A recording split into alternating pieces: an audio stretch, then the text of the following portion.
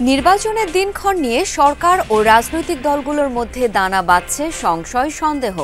প্রস্তুতির জন্য রোডম্যাপ চান নেতারা, দাবি যৌক্তিক বলে মত বিশ্লেষকদের। জাতীয় সংসদ নির্বাচনের জন্য একটি সুনির্দিষ্ট রোডম্যাপ প্রদান করার সাথে সাথে জনমনে একটা স্বস্তির ভাব আসবে। তারা যে কাজটা চায়, তারা যেটার জন্য রাজনীতি করে, তারা সেটাই চাইতেছে, এর বাইরে তো কিছু চাইতেছে না। সংস্কারের পরও রাজস্ব আদায় কমায় থমকে যাচ্ছে উন্নয়ন কার্যক্রম, বাড়ছে ঋণ নেয়ার প্রবণতা। এরপরও বাজেটে উচ্চাভিলাষী লক্ষ্য পাচ্ছে এনবিআর। অসংলগ্ন ইংরেজি প্রশ্নপত্রে ক্ষুব্ধ যশোর বোর্ডের এসএসসি পরীক্ষার্থীরা। যমুনার অনুসন্ধানে মিলেছে সত্যতা, দুশ্চিন্তার কিছু নেই বলছেন পরীক্ষা নিয়ন্ত্রক। প্রথম অ্যান্সারটা সেটা হচ্ছে প্যাসেজের সাথে এবং প্রশ্নের সাথে কোনো মিল ছিল না। ফাইনাল প্রিন্টিং এর আগে কোশ্চেনটা অবশ্যই আরেকবার রিচেক দেওয়ার ব্যবস্থা করতে হবে। অবশ্যই ছাত্রছাত্রীদের বিষয়টা আমরা সহানুভূতির সাথে দেখব। মাত্র 50 থেকে 150 টাকায় থাকা যায় বুড়িগঙ্গার ভাসমান আবাসিক হোটেলে। বেশিরভাগ গ্রাহকই নিয়মিত করেন রাত্রি যাপন, বাড়তি খরচে মেলে ওয়াইফাই, ফিল্টার পানি। উদ্দেশ্য হচ্ছে এটাই ভাই, আমি উপরে একটা দেয়া গেছে, উপরে একটা রুম নিতে গেলে দেয়া গেছে আমার একটা রুমের অ্যাডভান্স করতে হয়, 1 মাসে 2 মাসের অ্যাডভান্স করতে হয়। ডালা 60 টাকা, 4 জন 8 জন শুতে পারবো। 30-35 বছর বেশি আবার আহি যায়।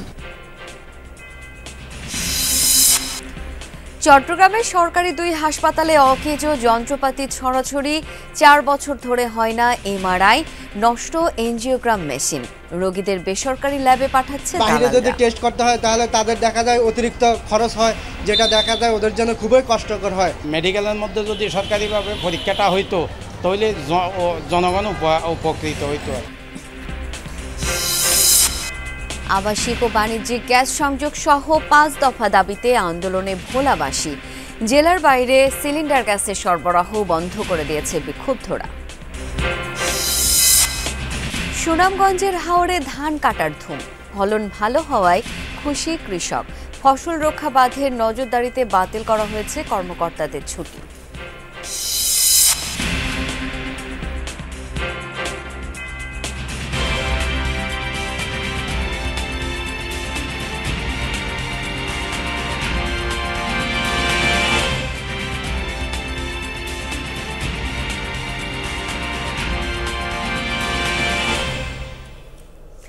আমন্ত্রণ যমুনা নিউজে, আপনাদের সাথে আছি আমি শাওন দত্ত। এতক্ষণ শিরোনাম দেখছিলেন। নির্বাচন নিয়ে শঙ্কা আর সন্দেহ দেখা দিয়েছে অন্তর্বর্তীকালীন সরকার ও রাজনৈতিক দলগুলোর মধ্যে। ধোঁয়াশা কাটাতে তাই সুনির্দিষ্ট রোড ম্যাপ চায় দলগুলো। নেতারা বলছেন নির্বাচন এড়িয়ে অন্তর্বর্তী সরকারকে দীর্ঘদিন ক্ষমতায় রাখার চেষ্টা চলছে। দিনক্ষণ ঘোষণা হলে তারা আশ্বস্ত হতেন। রাজনৈতিক বিশ্লেষক সাব্বির আহমেদের মতে রোডম্যাপের দাবি যৌক্তিক, বাস্তবসম্মত, কেননা এর উপরই নির্ভর করছে দল ও কমিশনের নির্বাচনী প্রস্তুতি। সাইফুদ্দিন রবিনের রিপোর্ট। অন্তর্বর্তী সরকার গঠনের পর থেকেই দ্রুত নির্বাচনের দাবি জানিয়ে আসছে বিএনপি। শুরুতে 6 মাসের মধ্যে, কখনো যৌক্তিক সময় থেকে 1 বছর, আর সবশেষ চলতি বছরের ডিসেম্বরের মধ্যে ভোটের দাবিতে অটল দলটি। 2 দফা প্রধান উপদেষ্টার সাথে সাক্ষাৎ করেও আশ্বস্ত হতে পারেনি বিএনপি। পরিষ্কার করেই বলেছি যে আমরা ডিসেম্বর কাট আউট টাইম। কেন বারবার নির্বাচনের নির্দিষ্ট দিন তারিখ চাইছে বিএনপি? আমরা মনে করি জাতীয় সংসদ নির্বাচনের জন্য একটি সুনির্দিষ্ট রোডম্যাপ প্রদান করার সাথে সাথে জনমনে একটা স্বস্তির ভাব আসবে যে সত্যিকারভাবে একটি নির্বাচন অনুষ্ঠিত হবে, জাতীয় নির্বাচন। রাজনৈতিক দলগুলো আশ্বস্ত হতে পারবো যে আমরা কখন কিভাবে নির্বাচনের জন্য আগাতে হবে। অনিশ্চিত পরিবেশের মধ্যে বিনিয়োগ, ব্যবসা বাণিজ্য হয় না এবং রাজনৈতিক অস্থিরতাও বিদ্যমান থাকে। পরস্পরের সম্মানবোধের বাইরে গিয়ে সাংঘর্ষিক রাজনীতির দিকে যাবে, সেই জায়গাটাই কিন্তু স্বৈরাচারের জন্য আপনি মুক্ত করে দিচ্ছেন। গণতান্ত্রিক অর্ডারের দিকে যতক্ষণ না যাবেন ততক্ষণ স্বৈরাচারের জন্য একটা স্পেস ক্রিয়েট করে দিচ্ছেন। বিএনপির সঙ্গে যুগপৎ আন্দোলনে থাকা দলগুলোর নেতারাও মনে করেন নির্বাচনের সুনির্দিষ্ট দিনক্ষণ নিয়ে সরকার ও রাজনৈতিক দলগুলোর মধ্যে দূরত্ব তৈরি হয়েছে। স্পষ্ট একটা ধারণা যদি পাওয়া যেত, দ্বিধা, একটা সন্দেহ যেটা কাজ করছে, সেটার একটা অবসান করা যেত। নির্বাচনের তফসিল ঘোষণা করবেন নির্বাচন কমিশন। সরকার নির্বাচন কমিশনকে তার একটা রাজনৈতিক ডিরেকশন তারা বলতে পারেন। রাজনৈতিক দলগুলোর দিক থেকে একটা রাজনৈতিক সাংগঠনিক প্রস্তুতিটা তারা বিবেচনায় আনতে পারতেন। বিএনপি কিংবা অন্য দলগুলোর নির্বাচনী সুনির্দিষ্ট রোডম্যাপের দাবি যৌক্তিক মনে করছেন এই রাজনৈতিক বিশ্লেষকও। আমার কাছে এটা যৌক্তিক, বিকজ তারা যে কাজটা চায়, তারা যেটার জন্য রাজনীতি করে, তারা সেটাই চাইতেছে, এর বাইরে তো কিছু চাইতেছে না। তারা চাচ্ছে যে নির্বাচনটা এক্স্যাক্টলি কখন হবে, একদম পিন পয়েন্টে টাইম চাচ্ছে। এটা যে শুধু দলের প্রস্তুতি তা না, নির্বাচন কমিশনেরও প্রস্তুতির ব্যাপার আছে। বারবার বলছে তারা বিচারের তো বিরোধী না, তো আগে বিচার পরে নির্বাচন, এটা আসলে সময় ক্ষেপণেরই একটা কৌশল মাত্র। অন্তর্বর্তী সরকারের পক্ষ থেকে বলা হয়েছে নির্বাচনের 2 মাস আগে ঘোষণা করা হবে রোডম্যাপ, কিন্তু সরকারের এই অবস্থানের সঙ্গে একমত নয় বিএনপি সহ সমমনা দলগুলো। তারা বলছে রাজপথের চেয়ে আলোচনার টেবিলেই হোক সমাধান। নির্বাচনের জন্য যদি রাজপথে আসতে হয়, এটা তো আমাদের জন্য খুবই বিব্রতকর একটা পরিস্থিতি। সাইফুদ্দিন রবিন, যমুনা নিউজ, ঢাকা। রাজস্ব আদায় ঘাটতি বাড়ছে। চলতি অর্থ বছরের 9 মাসে লক্ষ্য থেকে পিছিয়ে 65,000 কোটি টাকা। অর্থনীতিতে সার্বিক মন্দাবস্থার কারণে কমছে অভ্যন্তরীণ আয়। সংস্কার পদক্ষেপ থাকলেও দৃশ্যমান সুফল নেই। রাজস্ব আদায় কমে আসায় বাড়ছে সরকারের ঋণ গ্রহণের প্রবণতা। অর্থের অভাবে থমকে যাচ্ছে উন্নয়ন কার্যক্রম। এমন অবস্থায় আগামী অর্থ বছরের বাজেটে এনবিআর এর কাঁধে দেয়া হচ্ছে রাজস্ব আদায়ের বিশাল লক্ষ্য। বিশ্লেষকরা বলছেন কার্যকর পদক্ষেপ নেয়ার বিকল্প নেই। কোনোভাবেই বাড়ছে না রাজস্ব আদায়ের গতি। পরিবর্তিত অবস্থায় আরও কমেছে অভ্যন্তরীণ আয়। ব্যবসা বাণিজ্যে মন্দ অবস্থায় বাড়ছে ঘাটতি। অর্থ বছরের মাঝপথে ঢালাও শুল্ক কর বাড়িয়েও রাজস্ব আহরণ পরিস্থিতি তেমন উন্নতি হয়নি। সংস্কার পদক্ষেপও তেমন সুফল মিলছে না। চলতি অর্থ বছরের 9 মাসের আদায় চিত্র হতাশাজনক। হালনাগাদ তথ্য বলছে জুলাই থেকে মার্চ এই 9 মাসে লক্ষ্য থেকে 65,000 কোটি টাকা পিছিয়ে এনবিআর আদায় না হয়। সংশোধিত যে লক্ষ্যমাত্রা ধরা হয় তাতেও অবস্থার পরিবর্তন হয়নি। বছর শেষে রেকর্ড করতে যাচ্ছে ঘাটতির অঙ্ক। আমাদের গুরুত্ব দেওয়া উচিত যেটাকে প্রত্যক্ষ কর, যেমন ইনকাম ট্যাক্স, প্রপার্টি ট্যাক্স বা ট্যাক্স। এই ট্যাক্সগুলো প্রত্যক্ষ কর, এগুলো কিন্তু মূল চাবিকাঠি হওয়া উচিত একটা কর ব্যবস্থা। কাজেই সেদিকে কিন্তু আমাদের যেমন আয়করের ক্ষেত্রে আমাদের যদিও টিমধারীর সংখ্যা অনেক, কিন্তু কতজন সত্যিকার অর্থে আয়কর প্রদান করে তার সংখ্যা তো অনেক কম। কাস্টমস, ভ্যাট এবং আয়কর 3 ক্ষেত্রে আদায় কম। লক্ষ্যমাত্রা থেকে অনেক পিছিয়ে সব খাত। লক্ষ্যের তুলনায় সবচেয়ে বেশি কম আদায় করেছে মূল্য সংযোজন কর বা ভ্যাট এবং কাস্টমস। প্রশ্ন হচ্ছে আদায় বৃদ্ধি না পাবার নেপথ্য কারণ কি? কর ব্যবস্থার মধ্যে যে অব্যবস্থাপনা, দুর্নীতি, এগুলো কিন্তু আমাদের কর রাজস্ব এবং বিভিন্নভাবে কর অব্যাহতি দেওয়ার যে একটা প্রবণতা, এই সব কিছু মিলিয়ে আমাদের প্রত্যক্ষ এবং পরোক্ষ উভয় ক্ষেত্রেই কর রাজস্ব আদায়ের ক্ষেত্রে বড় বাধা আমাদের হয়ে দাঁড়িয়েছে। কাজেই শুধুমাত্র করের হার বৃদ্ধি করে কিন্তু রাজস্ব আদায় বৃদ্ধি করা সম্ভবপর নয়। এমন এক অবস্থায় আগামী অর্থ বছরের জন্য জাতীয় রাজস্ব বোর্ড বা এনবিআর এর কাছে দেয়া হচ্ছে উচ্চাভিলাষী রাজস্ব আদায় লক্ষ্য, যার আকার হতে পারে প্রায় 5 লাখ কোটি টাকা। আমাদের রেভিনিউ আদায়ের কম হওয়ার একটা কারণ হচ্ছে বড়রাই ফাঁকি বা কম দেয়। আমি পুরো ফাঁকি না, কম দেয়। এটাকে আমরা কি বলি ক্রিয়েটিভ ট্যাক্স কমপ্লায়েন্স, মানে এইটা তারা কম রিডিজাইন করতে হবে। আবার ট্যাক্স অফিসগুলোকেও একটু মডার্নাইজ করতে হবে এবং ফাইনালি অটোমেশন, তাহলে এনফোর্সমেন্ট জোরদার করা যায়, আদায় অনেক হয়, সক্ষমতা বৃদ্ধি হয়। সবকিছু ঠিক থাকলে খুব শিগগিরই ভেঙে যাবে এনবিআর। আগামী অর্থ বছর থেকে কর নীতি এবং কর প্রশাসন নামে শুরু হবে 2 বিভাগের কার্যক্রম। রিমন রহমান, যমুনা নিউজ, ঢাকা। যশোর বোর্ডের এসএসসির ইংরেজি প্রশ্ন নিয়ে ক্ষুব্ধ পরীক্ষার্থীরা। দেখা গেছে কোনো প্রশ্নে উত্তর নেই, কোনোটির একাধিক উত্তর। ভুলে ভরা অসংলগ্ন এই প্রশ্নপত্রে পরীক্ষা দিতে গিয়ে বিপাকে শিক্ষার্থীরা। তাদের এসব অভিযোগের সত্যতাও মিলেছে যমুনা টেলিভিশনের অনুসন্ধানে। তবে প্রশ্নে ভুল থাকলে শিক্ষার্থীদের নম্বর নিয়ে দুশ্চিন্তা না করার পরামর্শ বোর্ড সংশ্লিষ্টদের। গত 15 ও 17 এপ্রিল অনুষ্ঠিত হয় এসএসসির ইংরেজি প্রথম ও দ্বিতীয় পত্র পরীক্ষা। 23 এপ্রিল পরীক্ষার্থী পরিচয় চিঠি আসে যমুনা টেলিভিশনের কাছে। অভিযোগ, প্রশ্নপত্রে অসঙ্গতি। চিঠিতে দাবি করা হয় ইংরেজি প্রথম পত্রে 1-এর A নং প্রশ্নে 4টি উত্তরই সঠিক। F নং প্রশ্নে 2টি উত্তর রয়েছে। 6 নং প্রশ্নের টেবিলে ডিফেন্স ভার্বটির সাথে এস যুক্ত হবে না। আবার দ্বিতীয় পত্রের 1 নং প্রশ্নে ওয়েলফেয়ার ও ফ্লোরিশ 2টিই সঠিক। H নংয়ে এডুকেশনসের বদলে হবে এডুকেশন। ধরা পড়েছে এমন আরও বেশ কিছু ভুলভ্রান্তি।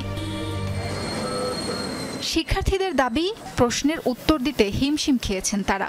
ফলাফল নিয়ে আছেন দুশ্চিন্তায়। ক্ষুব্ধ অভিভাবকরাও। প্রথম অ্যান্সারটা সেটা হচ্ছে প্যাসেজের সাথে এবং প্রশ্নের সাথে কোনো মিল ছিল না।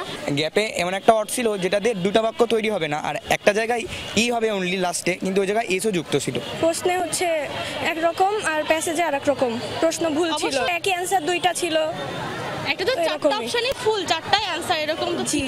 এখন তো একটু চিন্তিত হবই যে কি হবে না হবে, আমাদের মার্কটা কেমন করে দেবে তারা। শিক্ষার্থীদের অভিযোগ যাচাই করতে যশোর জেলা স্কুল ও সরকারি বালিকা উচ্চ বিদ্যালয়ে যমুনা টেলিভিশন 2 প্রতিষ্ঠানের 4 জন ইংরেজি শিক্ষককে দেখানো হয় প্রশ্ন। শিক্ষার্থীদের অভিযোগ বেশিরভাগই সত্য বলে জানান তারা। দক্ষ শিক্ষক দিয়ে প্রশ্নপত্র প্রণয়ন ও যাচাই বাছাইয়ের পরামর্শ তাদের। এস হবে না এই কারণে এডুকেশনস বলে দিচ্ছে না, শিক্ষার আবার প্লুরাল ফর্ম কি? শিক্ষা তো শিক্ষা, এটা তো সিঙ্গুলার ফর্ম হবে। 2 এর পর আসলে এটা বেস ফর্ম হওয়ার কথা, এখানে এস দিয়েছে ডিফেন্স, এসটা না দিলেই ভালো হতো। ফাইনাল প্রিন্টিং এর আগে কোশ্চেনটা অবশ্যই আরেকবার রিচেক দেওয়ার ব্যবস্থা করতে হবে। দরকার হলে একাধিক ব্যক্তি রিচেক দিবে, তাহলে আমার মনে হয় ভুলের সংখ্যাটা কমে যাবে অথবা হয়তো থাকবে। এ বিষয়ে কথা বলেননি বোর্ড চেয়ারম্যান। তবে প্রশ্নে ভুল হওয়ার কারণে কোনো শিক্ষার্থী নম্বর থেকে বঞ্চিত হবে না বলে আশ্বস্ত করেছেন যশোর বোর্ডের পরীক্ষা নিয়ন্ত্রক। হেড এক্সামিনারদের কাছে আমি অবহিত অবশ্যই করব, ওনারা পর্যবেক্ষণ করবেন। যদি কোনো জায়গায় অসঙ্গতি থাকে, কোনো বিষয়ে যদি ছাত্রছাত্রীরা বঞ্চিত হয় বা আমরা যদি দেখি যে না এটা সত্যি সত্যিই ভুল, তাহলে ওনারা যে সিদ্ধান্তটা দেবেন আমরা সেই অনুযায়ী কাজ করব। অবশ্যই ছাত্রছাত্রীদের বিষয়টা আমরা সহানুভূতির সাথে দেখব। যশোর বোর্ড থেকে এবার এসএসসিতে ইংরেজি প্রথম ও দ্বিতীয় পত্র পরীক্ষায় অংশ নেয় 1,33,462 জন। সাবরিনা লিজা, যমুনা নিউজ। অভিনব কায়দায় আনা স্বর্ণসহ হযরত শাহজালাল ও সিলেট ওসমানী বিমানবন্দর থেকে 2 যাত্রীকে আটক করা হয়েছে। আন্ডারওয়্যারের মধ্যে স্বর্ণের প্রলেপ দিয়ে সেগুলো লুকিয়ে রেখেছিল তারা। উদ্ধার করা স্বর্ণের পরিমাণ প্রায় 3 কেজি। দুবাই থেকে একই ফ্লাইটে একজন সিলেট, অন্যজন ঢাকায় আসেন। একজনকে সিলেট এবং অপরজনকে ঢাকায় আটক করা হয়। দুজনই সিলেটের গোয়াইনঘাটের বাসিন্দা। পরনের অন্তর্বাস থেকে শুরু করে গেঞ্জি ও বাকি পোশাকে বিশেষ কায়দায় দেয়া ছিল স্বর্ণের প্রলেপ। সাধারণ চোখে বিষয়টি বোঝার উপায় নেই। স্বর্ণ গলিয়ে সেগুলো ওই পোশাকে লেপে দেয়া হয়েছিল। স্ক্যানারে পরীক্ষার পর বিষয়টি ধরা পড়ে। বিমান বাংলাদেশ এয়ারলাইন্সের একটি ফ্লাইটে দুবাই থেকে সিলেট হয়ে ঢাকায় আসেন মোহাম্মদ শাহজাহান। তাকে বিমানবন্দরের বোর্ডিং ব্রিজ থেকে আটক করা হয়। পরে গ্রিন চ্যানেলে নিয়ে তার শরীর তল্লাশি করা হয়। পরিধানে থাকা 5টি আন্ডারওয়্যার, একটি ফুল প্যান্ট ও 3টি সেন্ডো গেঞ্জির ভেতরে বিশেষ কায়দায় স্বর্ণ নিয়ে আসেন তিনি। স্বর্ণের প্রলেপ ছিল পোশাকগুলোতে, যার ওজন প্রায় 2 কেজি। এয়ারপোর্ট আসার আগে তারা আরো 3-4 জন মানুষ আমার রিসিভ করিয়া তারা নিয়ে গেছে অন্য এক রুমে নিয়ে কয় যে এই ড্রেসগুলো পরো। আমি তো জানি না যেগুলোর ভিতরে স্বর্ণ আছে পরে, আমি তো ভাবছি যে গেঞ্জি ওইটা ভাবি আমি আমার পরে আইছি। পরে ওই যাত্রীকে কাস্টমসের কাছে হস্তান্তর করা হয়। সকালে একই ঘটনা ঘটে সিলেট ওসমানী আন্তর্জাতিক বিমানবন্দরে। সেখানকার আটককৃত ব্যক্তির নাম আলিমুদ্দিন। বিমানবন্দর কাস্টমস জানায় আলিমুদ্দিনও একই বিমানে দুবাই থেকে সিলেট হয়ে ঢাকায় আসার কথা। বিমানটি সিলেটে অবতরণের পর তাকে উড়োজাহাজ থেকে নামিয়ে আনেন কাস্টমস ও এনএসআই সদস্যরা। পরে স্ক্যানারে পরীক্ষার মাধ্যমে তার পোশাকে গলিয়ে স্বর্ণ আনার বিষয়টি ধরা পড়ে। আলিমের পরনে থাকা 4টি আন্ডারওয়্যার, 2টি গেঞ্জি, একটি শার্ট, প্যান্ট সহ 8টি কাপড় জব্দ করা হয়। দুবাই থেকে এই ফ্লাইট আসার আগেই আমরা এই যাত্রীর ছবি পাই এবং তার কাছে এইভাবে লেমিনেটিং করা, তার পোশাকের ভিতরে স্বর্ণ লেমিনেটিং করা এইভাবে আমরা একটা মেসেজ পাই। সাথে সাথে আমরা তার সন্দেহ করি, তার পোশাক খুলে আমরা ওয়েট নেই, প্রাথমিকভাবে দেখি যে হ্যাঁ এটা সন্দেহজনক এবং আমাদের তার ইনফরমেশন রাইট। একই কায়দায় স্বর্ণ আনা এই দুইজনকে গোয়েন্দা তথ্যের ভিত্তিতেই আলাদাভাবে আটক করা হয় জানায় বিমানবন্দর কাস্টমস। অলক হাসান, যমুনা নিউজ, ঢাকা। ঝকমারি এই শহরে 5 তারকা হোটেলের কমতি নেই। মধ্যবিত্তের জন্যও আছে কত শত, যেখানে গুনতে হয় 1000 থেকে 20,000 টাকা পর্যন্ত। কিন্তু একেবারে শ্রমজীবী যারা, তাদের এই সাধ্য কি হয়? শুনব ভিন্নধর্মী এক ভাসমান হোটেলের কথা। নদীর বুকে ভেসে থাকা যে হোটেলে থাকা যাবে মাত্র 50 টাকায়। বুড়িগঙ্গা তীরের সেই ভাসমান আবাসিক হোটেলের খবর জানব ভাস্কর ভাদুরীর কাছ থেকে। ছবি তুলেছেন রাকিবুল ইসলাম রাকিব। প্রথম দেখায় ট্রলার ভেবে যে কেউই ভুল করতে পারে, তবে কোনোটিরই কোনো ইঞ্জিন নেই, নেই কোনো গন্তব্য। বাবুবাজার সেতুর ঠিক নিচেই বুড়িগঙ্গার বুকে ঠায় দাঁড়িয়ে এসব কাঠামো। গত 40 বছর ধরে এই নৌযানগুলোই ব্যবহার করা হচ্ছে আবাসিক হোটেল হিসেবে। চলুন ঘুরে দেখি চমকে দেওয়ার মতো এসব হোটেল। ভাসমান এ সকল দোতলা হোটেলগুলোর প্রতিটিতেই রয়েছে 50টি করে কেবিন। দৈর্ঘ্য ও প্রস্থে কেবিনগুলো 6 ফুট বাই 4 ফুট। থাকতে হলে প্রতি রাতে গুনতে হবে 120 থেকে 150 টাকা পর্যন্ত। রয়েছে বিছানা, বালিশ, মশারি, ফ্যান ও লাইটের ব্যবস্থা। শুধু কি কেবিন, এক রাতের জন্য 50 টাকার বিনিময়ে থাকছে ঢালা বিছানার ব্যবস্থা। হোটেল মালিকদের দাবি, দেশে এর থেকে সাশ্রয়ী কোনো আবাসিক হোটেল নেই। বাথরুম টয়লেট আছে, লো কমোড। এখানে তো আর হাই কমোড না, আর অ্যাটাচড বাথরুমও না। কিন্তু ঘটনা হয়েছে কি যে এখানে হলো আপনার ওই সিরিয়ালে বাথরুম। হ্যাঁ, এখানে মনে করেন কি যে নিচতলায়, আমার নিচতলায় 2টা বাথরুম আছে, দোতলায় একটা আছে। যুগের সাথে তাল মিলিয়ে সেবার মানও উন্নত হচ্ছে। এসব হোটেলে থাকছে ওয়াইফাই, ফিল্টার পানি ও মোবাইল চার্জিং সেবা। জ্বালা বেচতে হলো 50 টাকা। রুমের মধ্যে কি কি আছে? সব কিছু আছে, লাইট, ফ্যান, তোষক, তারপরে চাদর। এই 5টি হোটেলের প্রায় সবাই নিয়মিত গ্রাহক। কেউ 6 মাস ধরে, কেউ বা থাকছেন 5 বছরেরও বেশি সময়।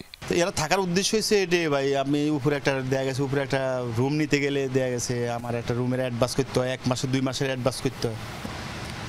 তারপরে নিজের বেডিংপত্র যা লাগে, ফ্যান, লাইট সব নিজের কিনতে হয়। ডালা 60 টাকা, 4 জন 8 জন শুতে পারবো। 30-35 বছর বেশি আবার আহি যায়, টিয়াওয়াকির মতো আহিয়া যায়। মশার উপদ্রব ও গরমের বিষয়টি বাদ দিলে হোটেলগুলোতে থাকতে খুব একটা সমস্যা হয় না বলে জানান গ্রাহকেরা। তবে এসব হোটেলগুলোতে থাকতে পারবেন না কোনো নারী। ভাস্কর ভাদুরী, যমুনা নিউজ, ঢাকা। দর্শক, রাজধানীর হাতিরঝিলে active kids fun fest and kids dash নামে হচ্ছে শিশুদের দৌড় প্রতিযোগিতা। আমরা এই বিষয়ে আরও জেনে নেব। এই মুহূর্তে যোগ দিচ্ছেন সহকর্মী হাসিবুল করিম বিজয়। বিজয়, কয়টি ক্যাটাগরিতে এই প্রতিযোগিতা অনুষ্ঠিত হচ্ছে জানতে চাই শিশুদের অংশগ্রহণ কেমন দেখছেন? শাওন, শুরুর প্রশ্নটা যেটি, 3টি ক্যাটাগরিতে কিন্তু আসলে এই দৌড় প্রতিযোগিতা শুরু হয়েছে। একদম শিশু থেকে শুরু করে 14 বছর বয়সী যে সকল শিশুরা রয়েছে তারা কিন্তু আসলে এই দৌড় প্রতিযোগিতায় অংশগ্রহণ করতে পেরেছে। আর আপনি যেটি বলছিলেন আসলে শিশুদের যে অংশগ্রহণের যে বিষয়টি, অংশগ্রহণ কিন্তু বেশ ভালোই আমরা লক্ষ্য করতে পেরেছি। এবং যেটা আসলে আয়োজকরা বলছিলেন যে তারাও আসলে ধারণা করতে পারেনি যে এত পরিমাণ অংশগ্রহণ বাচ্চারা আসলে করবে। এখন আপনি দেখতে পাচ্ছেন যে এখানে আসলে যে এই দৌড় প্রতিযোগিতায় অংশগ্রহণ করার পরে একটি সার্টিফিকেট তারা আসলে দিচ্ছে, সেই সার্টিফিকেট তারা আসলে এখন সংগ্রহ করছে। এছাড়াও দৌড় প্রতিযোগিতায় যারাই অংশগ্রহণ করেছে তাদের সবাইকে কিন্তু আসলে মেডেল দেওয়া হয়েছে।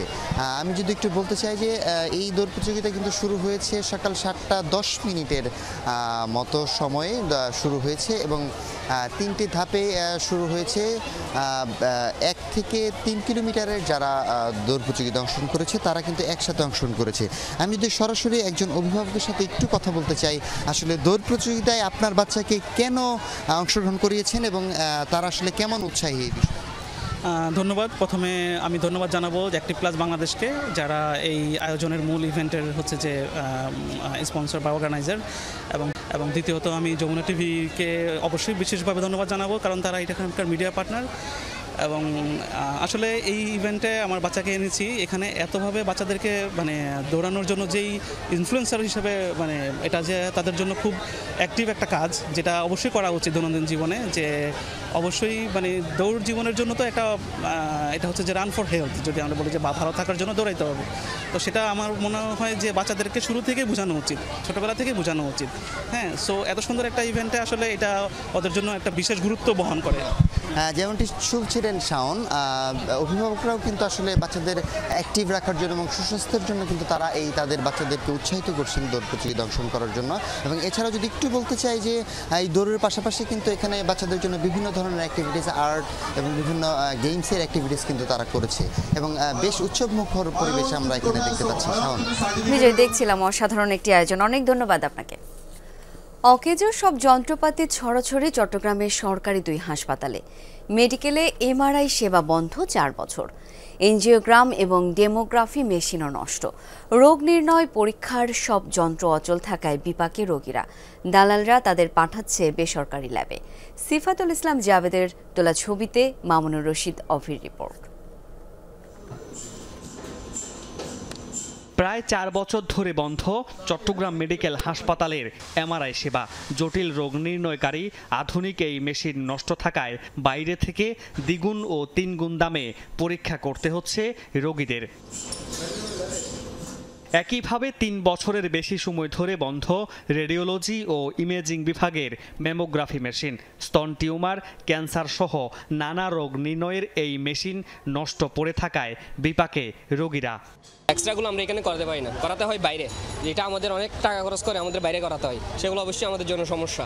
বাইরে যদি টেস্ট করতে হয় তাহলে তাদের দেখা যায় অতিরিক্ত খরচ হয়, যেটা দেখা যায় ওদের জন্য খুবই কষ্টকর হয়। মেডিকেলের মধ্যে যদি সরকারিভাবে পরীক্ষাটা হইতো তাহলে জনগণ উপকৃত হইতো আর কি। সুপার কন্ডাক্টিভ ম্যাগনেটের যে কুলিং পার্ট, কোল্ড হেড এবং কম্প্রেসার, এগুলো একটু প্রবলেম ছিল।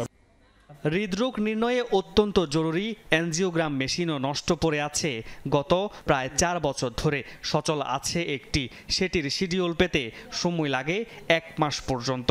বাইরে পরীক্ষায় খরচ পড়ে 2 থেকে 3 গুণ বেশি। প্রতিদিন আমাদের 15 থেকে 20টা এনজিওগ্রাম, তার সাথে স্ট্যান্ডিং থাকে, পেসমেকার, টিপিএম থাকে, যার কারণে রোগীদের একটা শিডিউলে পড়তে হয়। অনেক বেশি এনজিওগ্রাম রোগীর শিডিউল থাকে।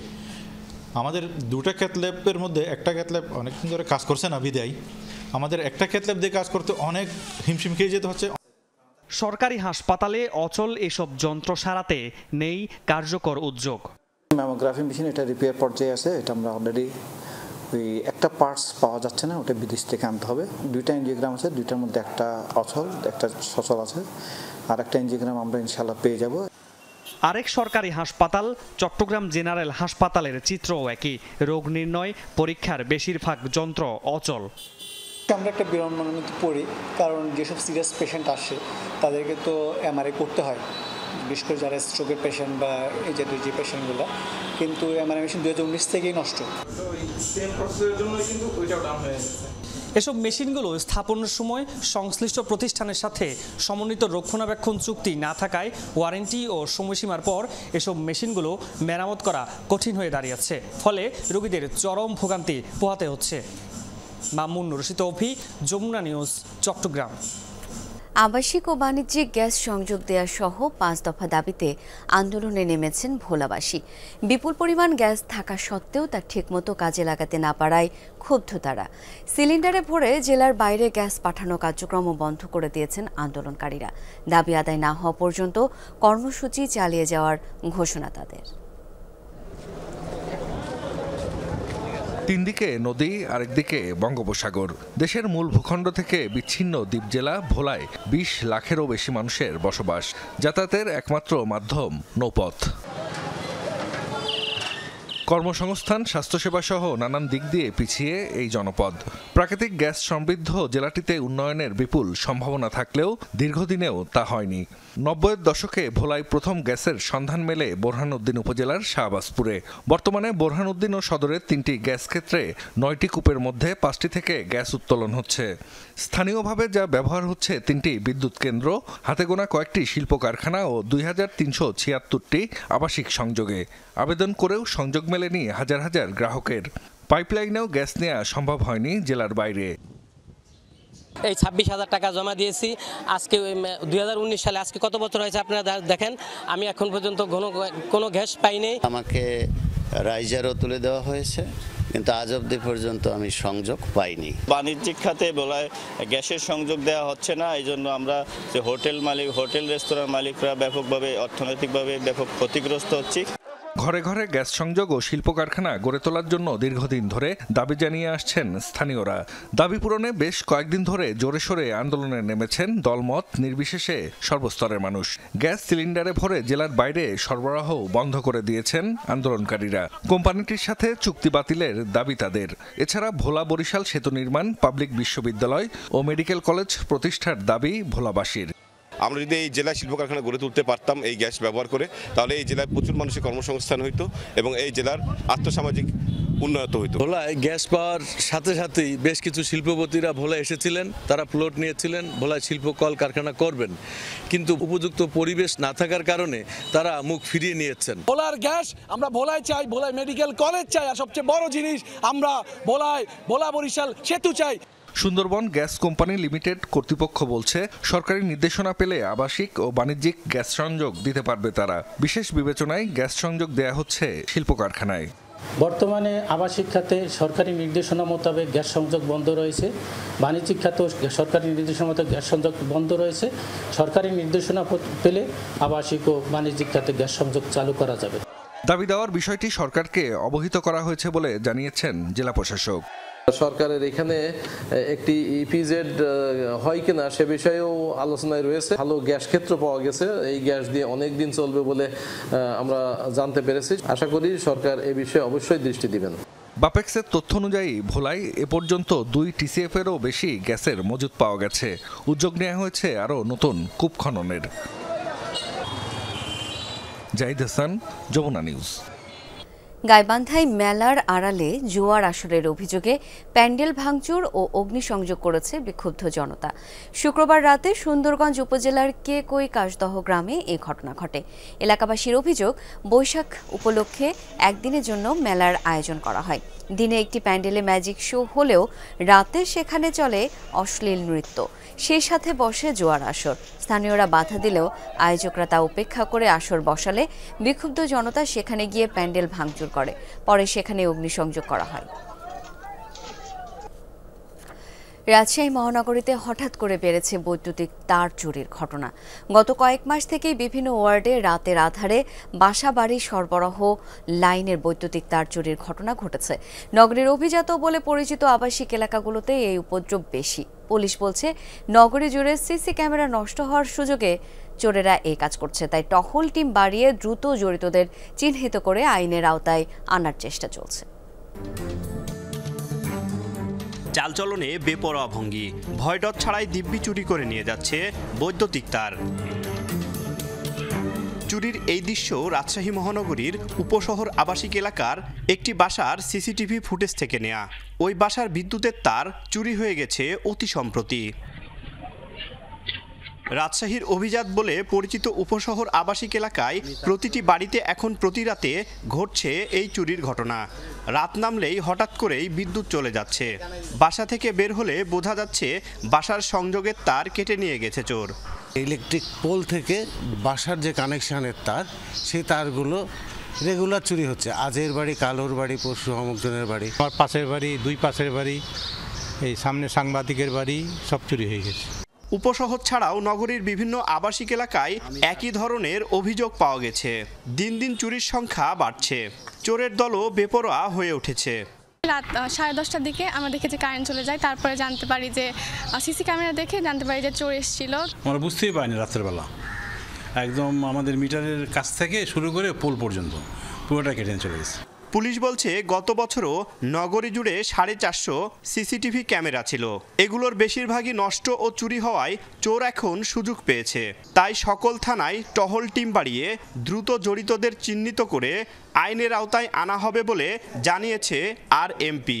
লিখিত অভিযোগ আসে থানাতে, সংশ্লিষ্ট থানাতে, অবশ্যই সেটা তদন্ত করে আমাদের ম্যানুয়ালি হোক বা যদি পার্সোনাল কোনো সিসিটিভি ভিডিও ফুটেজ থেকে নিয়ে সেগুলো সংগ্রহ করে তাদেরকে শনাক্তকরণ এবং আইনের আওতায় আনতে হয়, অবশ্যই আমরা সেই কাজগুলো করব। তারেক মাহমুদ, যমুনা নিউজ, রাজশাহী। ঢাকা কলেজের সাবেক শিক্ষার্থীদের মিলন মেলা হয়ে গেল ঢাকা বোট ক্লাবে। প্রায় 40টি ব্যাচের ছাত্রদের পদচারণায় মুখর হয়ে ওঠে তুরাগ নদীর পাড়। বিভিন্ন শ্রেণী পেশায় থাকা ঢাকা কলেজের সাবেকরা স্মৃতিচারণ করেন পুরনো দিনের, সবাই যেন ফিরে যান সেই ক্যাম্পাস জীবনে। কারো সাথে 1 বছর বা কারো সাথে 10 বছর পর দেখা, এমন মানুষদের সাথে যারা 2 বছর বা 5 বছরের প্রাণের সাথে ছিল। ক্লাসের বেঞ্চ থেকে হোস্টেলের খাবারের প্লেট, সব কিছুতে ভাগাভাগি হতো যে বন্ধুর সাথে। এতদিন পর যখন দেখা হলো, উৎসব উচ্ছ্বাস তো হবারই কথা। তুরাগপাড়ের ঢাকা বোট ক্লাবে ঢাকা কলেজের সাবেকরা আয়োজন করে ঈদ পুনর্মিলনী। প্রতিষ্ঠার পর 2008 সালের ব্যাচ পর্যন্ত এখানে অংশ নেন। পরিবার পরিজন নিয়ে এমন দিনের অপেক্ষায় ছিলেন হাজারো প্রাণ। এটি আসলে একটি বিশাল সুযোগ আমাদের জন্য। আমরা অনেক বন্ধুদেরকে আমরা হারিয়ে ফেলেছি দীর্ঘদিন, হয়তো ভার্চুয়ালি দেখা হয় কিংবা অনেকের চেহারা ভুলে গিয়েছি।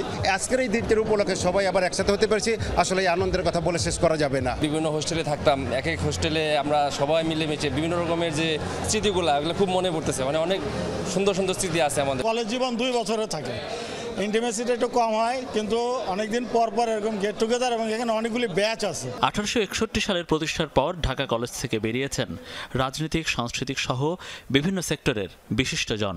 সরকারি বেসরকারি প্রতিরক্ষা সহ বিভিন্ন পেশায় যারা সফল হয়ে দেশের জন্য কাজ করছেন, তাদের অনেকের উপস্থিতি ছিল পুনর্মিলনীতে। আমাদের ব্যাচের বন্ধুদের সাথে সবার সাথে দেখা হবে, সিনিয়র জুনিয়র অনেক নতুনদের সাথে পরিচয় হবে। যে ছেলেটি ছিল যুবক, ইন্টারমিডিয়েট ফার্স্ট ইয়ারে পড়তো, সেকেন্ড ইয়ারে পড়তো, সেই ছেলে আজকে ধরে তাদের সন্তান নিয়ে আজকে আসছেন। অনেকেরই বিয়ে শাদী নাতি শুরু হয়ে গিয়েছে। আমরা সেই 18 বছরের যৌবন ফিরে পাই, খুব ভালো লাগছে।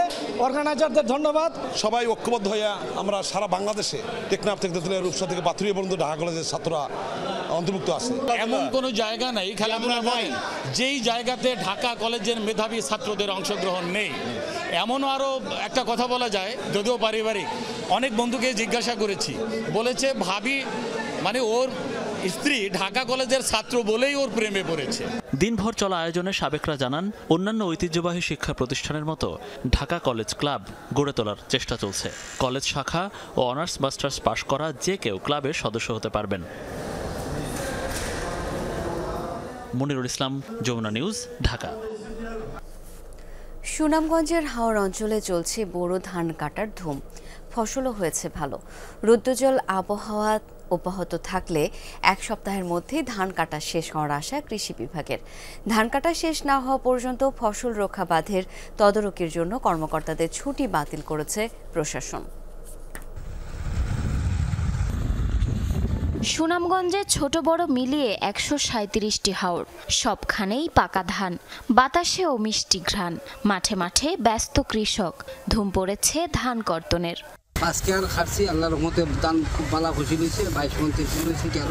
এবার তো সোনার বৈশাখী আল্লাহ দিচ্ছেন, ভালো আসতে দেখা যায়। এরপরে রৈদও আছে, দিন মাজানো বালা। আমরা তো ধান টান খাচ্ছিলাম, বালা শুকাইলামও বালা, ফোনে মেঘদের বেশিরভাগ রৈদই।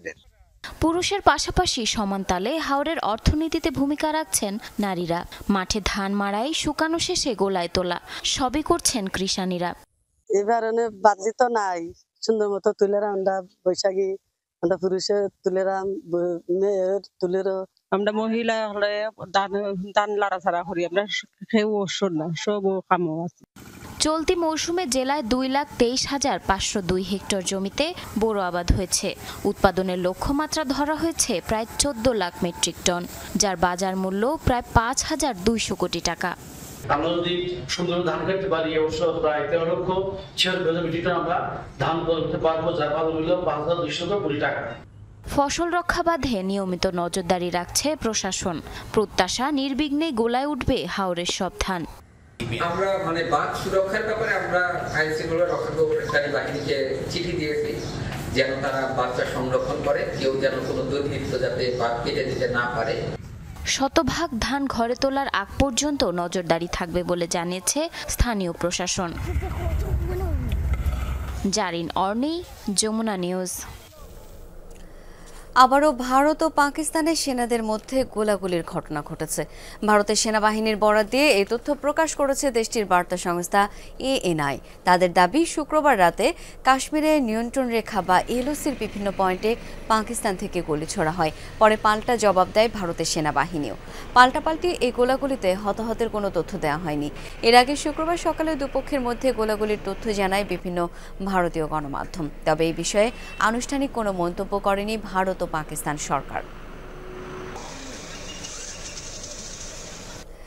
গাজায় খাদ্যের মজুদ শেষ হওয়ার ঘোষণা দিল জাতিসংঘের বিশ্ব খাদ্য কর্মসূচি।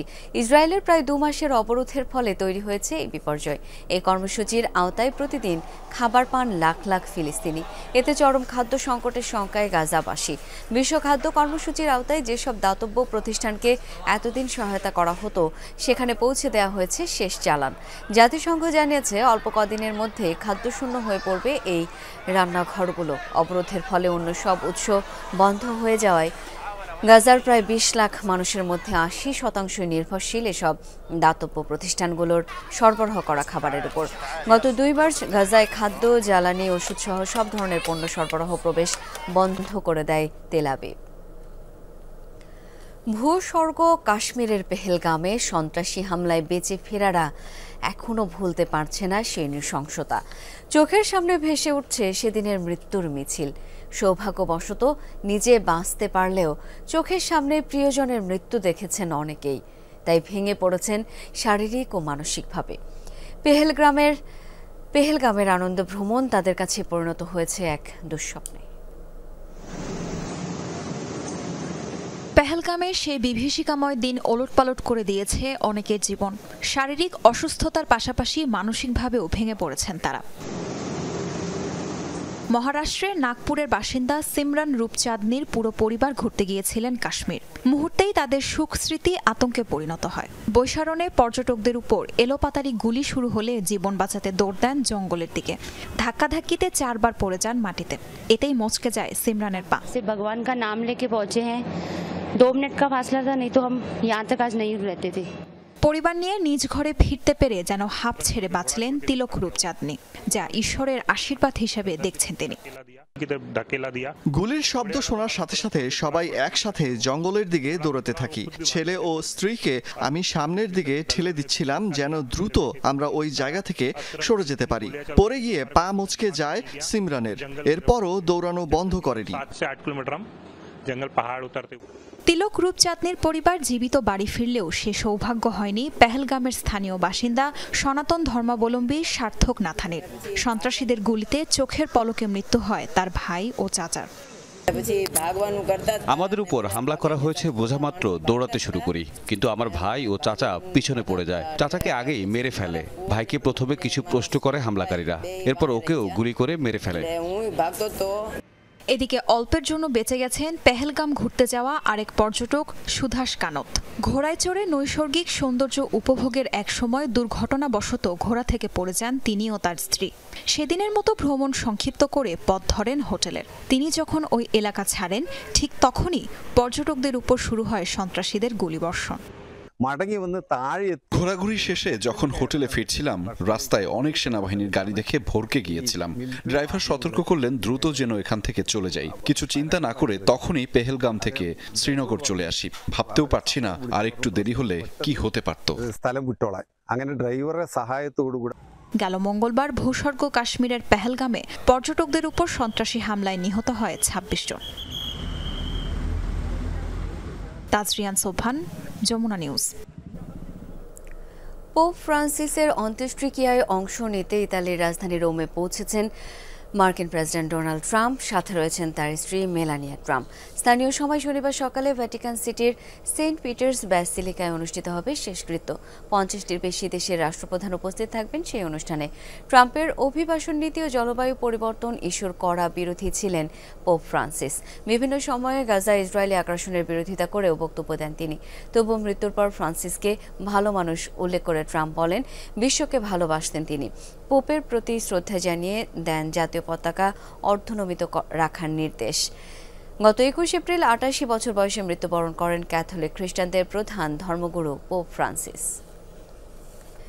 তামিম, রিয়াদ সহ অন্যান্য ক্রিকেটারদের আপত্তিতে তাওহিদ হৃদয়ের নিষেধাজ্ঞা 1 বছর পিছিয়েছে বিসিবি।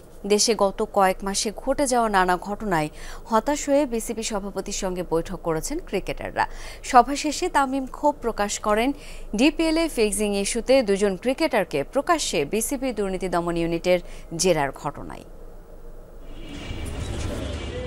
6 ঘন্টার লম্বা বৈঠক।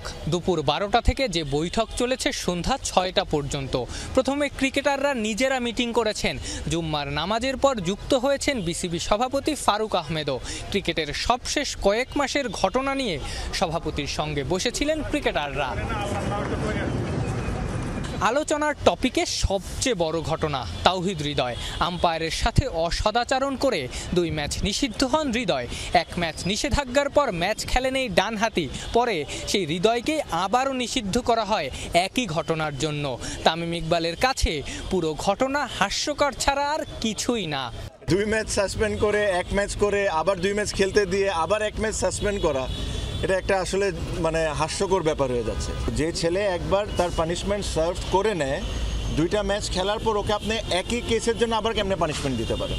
গুলশান ক্রিকেট ক্লাব আর শাইনপুকুরের ম্যাচে ফিক্সিং ইস্যুতে 2 জন ক্রিকেটারকে ভরা মজলিসে জেরা করে বিসিবির দুর্নীতি দমন ইউনিট। এই ঘটনা নিয়ে ক্ষুব্ধ ক্রিকেটাররা।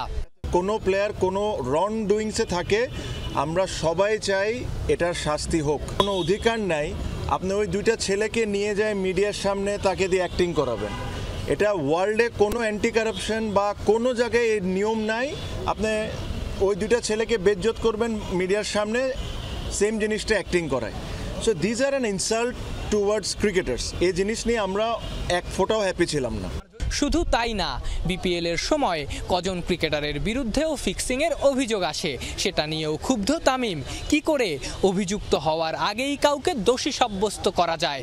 বিপিএলেও একটা ঘটনা ঘটেছে, 10 জনের নাম লিক হয়েছে বিসিবির ভিতর থেকে। 10 জনের ছবি দিছে বিভিন্ন মিডিয়াতে।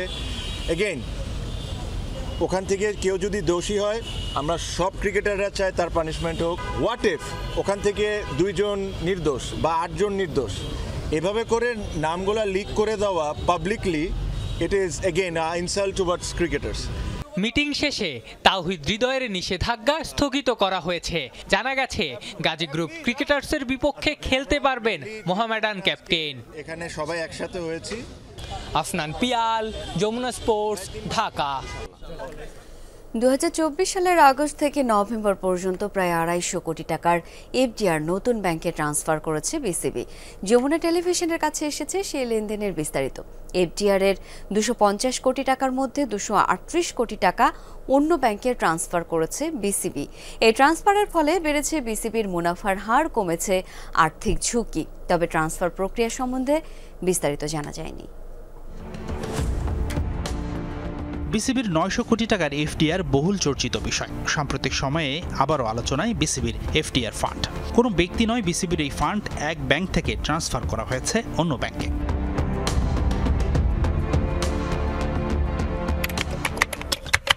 প্রশ্ন হচ্ছে, অন্য ব্যাংকে রেখে বিসিবির কি বেশি লাভ হচ্ছে? যে ব্যাংক পছন্দ করা হয়েছে তাতে সঞ্চয়ের ঝুঁকি বাড়ল নাকি কমল? নাজমুল হাসান পাপনের বোর্ড যে ব্যাংকগুলোতে টাকা জমা রেখেছিল সেখান থেকে এখন পর্যন্ত প্রায় 250 কোটি টাকা নতুন ব্যাংকে স্থানান্তর করেছে ফারুক আহমেদ ও তার বোর্ড। বিসিবি তার ফিক্সড ডিপোজিট একটি ব্যাংকে রাখে না, বিভিন্ন ব্যাংকে ছড়িয়ে ছিটিয়ে রাখে। এই টাকাগুলো ব্যাংকে রাখলে বড় অঙ্কের ইন্টারেস্ট পায় বোর্ড। তাই তো কোনো ব্যাংকে টাকা রাখার আগে ব্যাংক কতটা ঝুঁকিপূর্ণ সেটি বিবেচনার পাশাপাশি ইন্টারেস্ট রেটও খুব গুরুত্বপূর্ণ। বিসিবির ট্রান্সফার হওয়া টাকার বিস্তারিত এসেছে যমুনা টেলিভিশনের হাতে, যেখানে দেখা যায় প্রথম ধাপেই আইএফআইসি ব্যাংক থেকে 7 আর মিডল্যান্ড ব্যাংক থেকে 5 সহ মোট 12 কোটি টাকা ট্রান্সফার করা হয়েছে মধুমতি ব্যাংকে। ইয়েলো ক্যাটাগরির আইএফআইসির 9.5, 10 ও গ্রিন ক্যাটাগরির মিডল্যান্ডের 9% ইন্টারেস্টের বিপরীতে 11.5% মুনাফা দেবে হলুদ ক্যাটাগরির মধুমতি ব্যাংক। বলে রাখা ভালো, গ্রিন ক্যাটাগরি বলতে নিরাপদ, ইয়েলো ক্যাটাগরি কিছুটা ঝুঁকিপূর্ণ, আর রেড বলতে বোঝায় অধিক ঝুঁকিপূর্ণ ব্যাংক। দ্বিতীয় দফায় আইএফআইসি ও মিডল্যান্ড থেকে আরও 10 কোটি টাকা স্থানান্তর করা হয় মধুমতিতে, মুনাফার হার 11.5। তৃতীয় দফায় আল আরাফা, আইএফআইসি ও মিডল্যান্ড ব্যাংক থেকে আরও 14 কোটি টাকা মধুমতি ব্যাংকে একই ইন্টারেস্টে ট্রান্সফার করে বোর্ড। চতুর্থ ধাপে মিডল্যান্ড ব্যাংক থেকে আরও 17 কোটি টাকা ট্রান্সফার করা হয়, তবে ইন্টারেস্ট রেট কিছুটা কমে এই ধাপে 10% মুনাফায় টাকা রাখা হয় গ্রিন ক্যাটাগরির ইস্টার্ন ব্যাংকে। পঞ্চম ধাপে ঝুঁকিপূর্ণ ব্যাংক বেসিক ও অগ্রণী থেকে 13 কোটি টাকা সরানো হয় ব্র্যাক ব্যাংকে, মুনাফার হার 10.75%। ষষ্ঠ ধাপে আরেক ঝুঁকিপূর্ণ জনতা থেকে 30 কোটি টাকার এফডিআর মিউচুয়াল ট্রাস্ট ব্যাংকে নিয়ে যায় বিসিবি। সপ্তম ধাপে রেড ক্যাটাগরির অগ্রণী থেকে 20 কোটি টাকা যায় প্রাইম, আর নবম ধাপে 5 কোটি টাকা ইউসিবি থেকে সরানো হয় সিটি ব্যাংকে। এরপর আরও 6 ধাপে রেড ক্যাটাগরির জনতা ব্যাংক থেকে মোট 126 কোটি টাকা বিসিবি স্থানান্তর করেছে মেঘনা, পূবালী, অগ্রণী, মধুমতি, বেঙ্গল কমার্শিয়াল, ইস্টার্ন ও সিটিজেন ব্যাংকে। ইন্টারেস্ট রেট বেশ ভালো, 10.5 থেকে 12% পর্যন্ত। এই ট্রান্সফারগুলো হয়েছে 2024 সালের আগস্ট থেকে নভেম্বর মাসের মধ্যে। কাগজ কলমের হিসেবে নতুন ব্যাংকে আরও বেশি ইন্টারেস্ট পাচ্ছে বিসিবি, সেই সাথে ঝুঁকিপূর্ণ ব্যাংকের সংখ্যাও কমেছে। তবে ট্রান্সফার প্রক্রিয়া কতটা স্বচ্ছ ছিল সেই বিষয়ে পরিষ্কার ধারণা মেলেনি এখনো। হাসিনুর রহমান, যমুনা স্পোর্টস, ঢাকা।